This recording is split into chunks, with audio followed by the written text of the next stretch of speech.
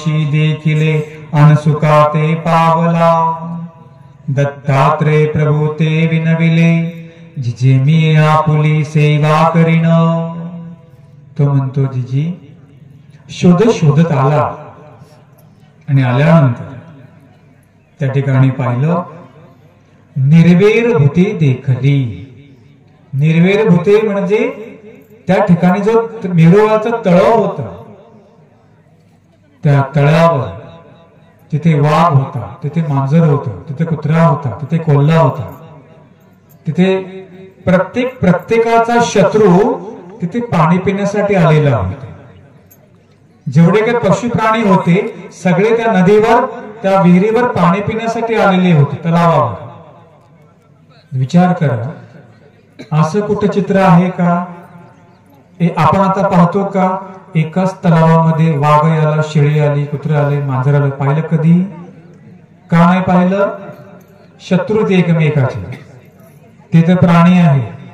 आपण माणसं सुद्धा एकमेकाचे शत्रू आहोत.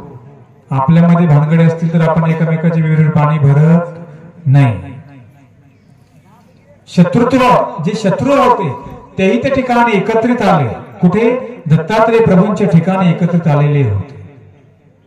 राजाने पहिलेही आश्चर्य बघितलं आणि त्याला वाटलं इथे काहीतरी अघटित आहे, अपूर्व आहे. दत्तात्रय प्रभूंना बघितलं, दत्तात्रय प्रभूंच्या जवळ राहिला आणि सांगितलं, जिजी देवा मला तुमची सेवा करायची आहे. तिथे आता हात प्राप्त करायचे, बोट प्राप्त करायची आहेत, त्यासाठी सेवा करावी लागेल. तुम्हाला केवढाही रोग होऊ द्या, सगळी गोष्ट पैसा काम करतो का? नाही काम करत. शेवटी आशीर्वाद आणि भगवंताची जर सेवा तुम्ही केली, बराच तुमचा लाभ होऊन जातो. तुम्ही पाहिलं की नाही, आपल्या स्थानाजवळ अनेक प्रकारचे पैशावाल्यांना पिढ्या लागल्या. पैशावाले बेचैन आहेत, कोणी प्रॉपर्टीने बेचैन आहेत. आहे का सुख त्यांना? ते कुठे पळत येतात? मग चला देवाच्या दारामध्ये चला. आपण अंबाळीला पाहतो, ज्याचे अनेक किचकट प्रकारचे भूतबाधा आहेत, रोग आहेत, ते कुठे येऊन बरे झाले?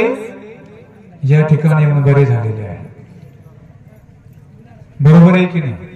आणि म्हणून तशा प्रकारची सेवा त्या ठिकाणी करावी लागते, तपश्चर्या करावी लागते. तुम्ही म्हटला फक्त आम्हाला पिढा आहे, आम्ही फक्त सेवाच करू स्थानाची, चालेल का? तिथे बाकीची सेवा तुम्हाला करावी लागेल.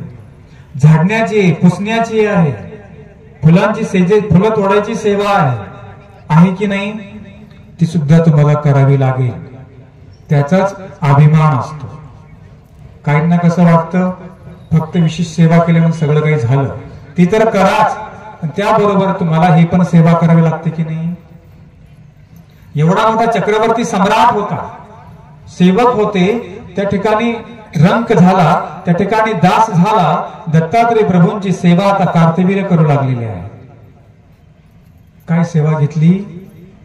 सकाळच्या वेळेला दत्तात्रय प्रभूंचं स्नान झालं की सुंकवण्याची एकच सेवा बाकी राहिलेली होती, की सुकवायची. बाकीच्या सेवा प्रत्येकाने वाटून घेतलेल्या होत्या. आणि मग दररोज तो काय करायचा? श्री दत्तात्रय प्रभूसी जेथावस्थान होय तेथ सेवा करी दास्य करी.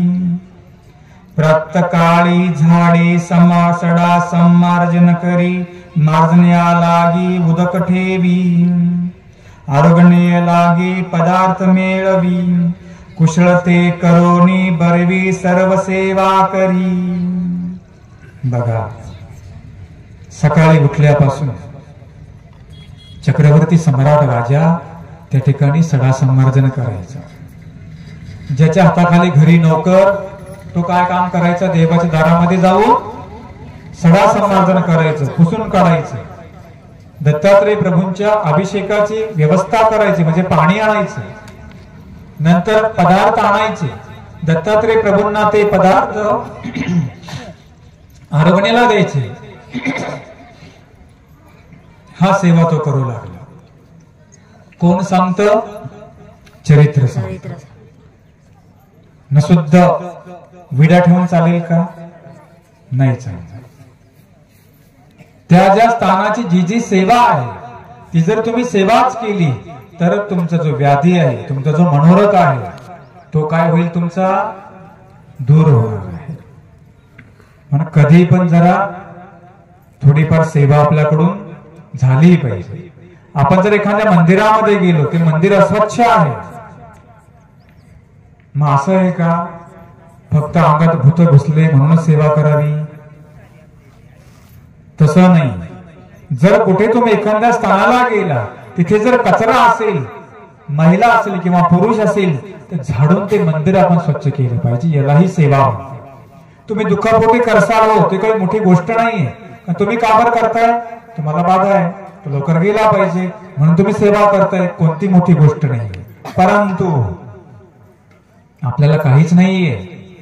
ज्या ठिकाणी आपण गेलो, कचरा दिसतो, एखादी स्त्री किंवा पुरुष त्या मंदिराची जर सेवा झाडून काढेल, निश्चित तिला स्थान वंदना ही पेक्षा तिला सेवेचं गुप्त लागेल.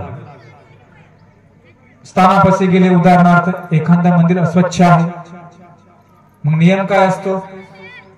स्थान वंदन करायचं, स्मरण करायचं, दंडोत घालायचे. एक गाठी झाली नाही तरी चालेल. जर का तुम्ही ते मंदिर स्वच्छ केलं, जर का ती नाली स्वच्छ केली, तर तुम्हाला त्या सेवेचं घोट लागत असतं. एवढा वेळ असतो का आपल्याकडं? नाही. जायचं, डोकं ठेवायचं, हाय ते कॅरी बॅग तिथं टाकून जायची उलट त्या मंदिरामध्ये. उचललं तो पुजारी, त्याचं काम येतो.